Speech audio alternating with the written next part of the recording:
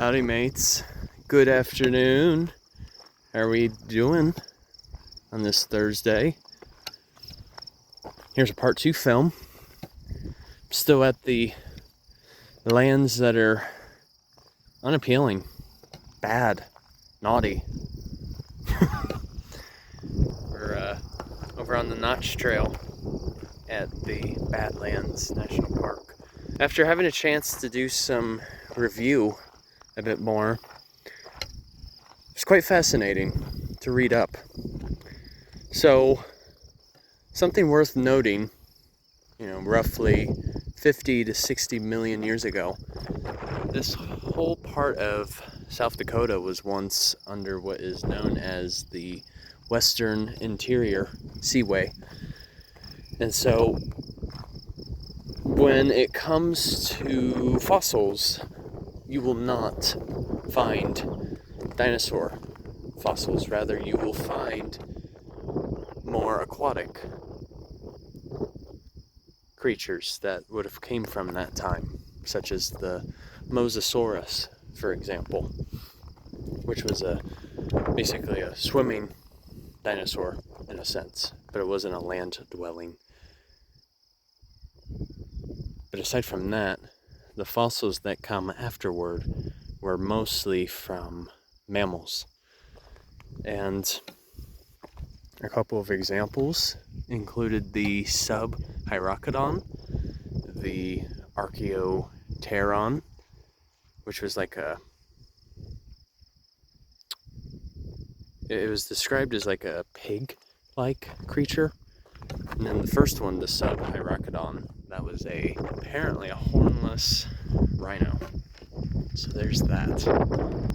And there was another creature called the Mesohippus, which was apparently related to our modern day horse.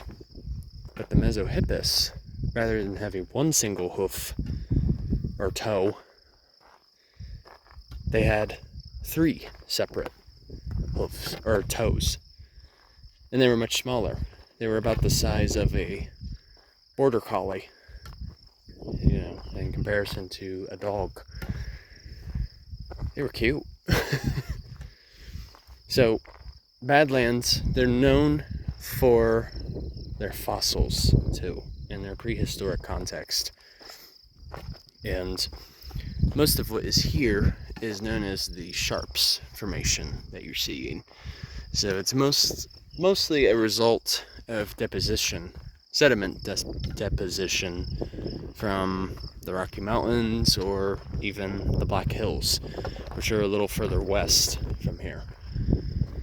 So you figure that was deposited, and then the landmass got a bit more exposed from erosion, and that is essentially, in a nutshell, how we get to see this kind of formation in the form of buttes, pinnacles, and spires. It's been a very educational day. I got to learn more about Badlands than I had ever known before. And something I wanted to point out here was, you may have noticed a few of these plants around, such as this one right here. This is the yellow sweet clover. Unfortunately, it is considered an invasive plant. And what it does is, given how tall it grows, it tends to outcompete other native flora for sunlight. And so it makes me curious, what exactly is the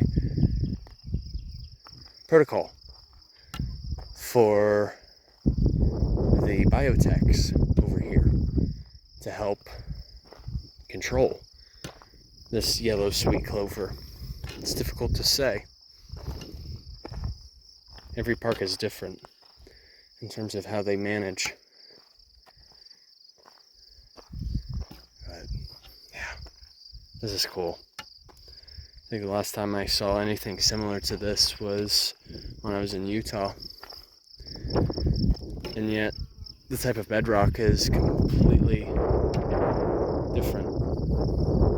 Similar, both sedimentary rocks, but this mixture has a bit more mud, silt, whereas over in Utah, it's more predominantly sandstone, and that's what gives it that red appearance from oxidation. Anyway, I digress. Have a good one, you guys. Take care. And Journey on a Journey is once again onwards.